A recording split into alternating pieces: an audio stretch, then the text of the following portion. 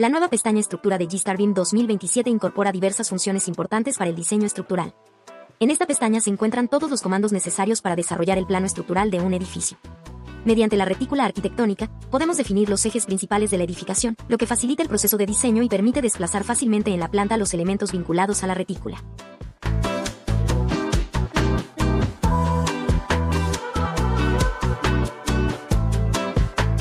Cuando necesitamos utilizar varias retículas en un mismo plano, las nuevas retículas colocadas continúan automáticamente la numeración de las anteriores, por lo que no es necesario preocuparse por mantener la secuencia. Al colocar elementos estructurales, podemos ubicarlos libremente o asignarlos automáticamente a los puntos de intersección de la retícula mediante un comando específico.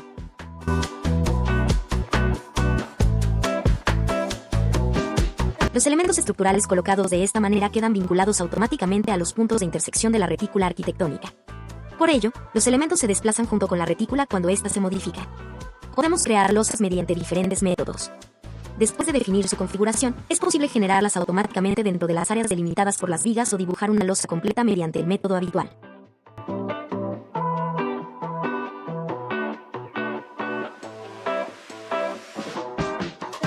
También podemos asignar armaduras a los elementos estructurales y desarrollar así el diseño estructural completo del edificio. La estructura creada puede personalizarse directamente en el modelo 3D. Al ajustar la altura de las columnas, podemos decidir si deseamos modificar únicamente la columna seleccionada o todas las columnas de una misma fila. El valor de modificación de la altura puede definirse gráficamente o mediante la introducción de un valor numérico. Las vigas conectadas a las columnas se adaptan automáticamente al cambio y se vinculan con las demás columnas de la retícula de acuerdo con la nueva geometría. De esta manera, crear estructuras complejas es más sencillo que nunca.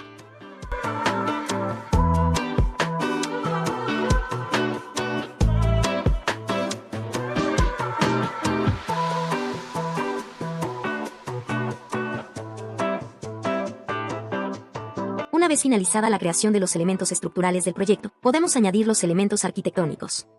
Los elementos estructurales y arquitectónicos son completamente compatibles entre sí, por lo que podemos alternar entre ambos de manera fluida durante el proceso de diseño, según las necesidades del proyecto. Al desplazar el centro de rotación, podemos enfocar fácilmente la zona del modelo en la que deseamos trabajar. A continuación, podemos dar forma a la cubierta y a su estructura de soporte ajustando la altura de las columnas.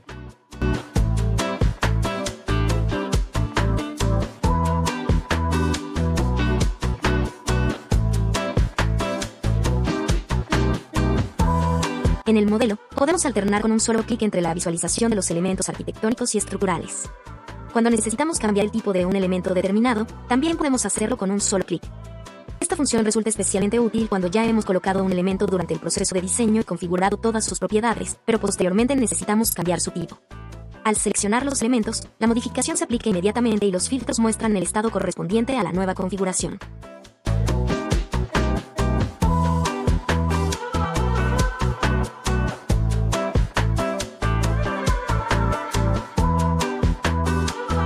Las propiedades de la cubierta pueden personalizarse en todo momento de acuerdo con las características específicas del proyecto.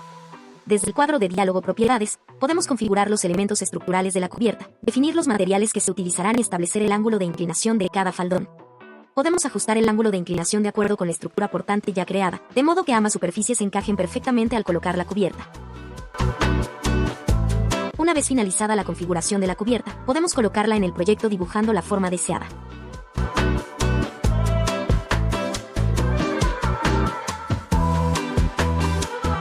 La configuración de los faldones puede modificarse después de colocar la cubierta, lo que permite crear en todo momento una geometría adaptada a las necesidades específicas del proyecto.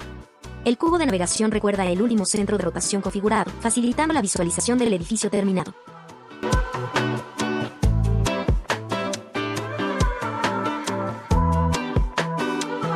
En la pestaña Estructura, podemos utilizar el comando Análisis para comprobar el estado de las conexiones entre los elementos estructurales. En el modo de análisis se muestra un modelo esquemático que contiene únicamente los elementos estructurales. Para revisar las conexiones entre ellos, también podemos visualizar los puntos de conexión. En este caso, los puntos verdes indican conexiones correctas y los puntos rojos señalan conexiones defectuosas.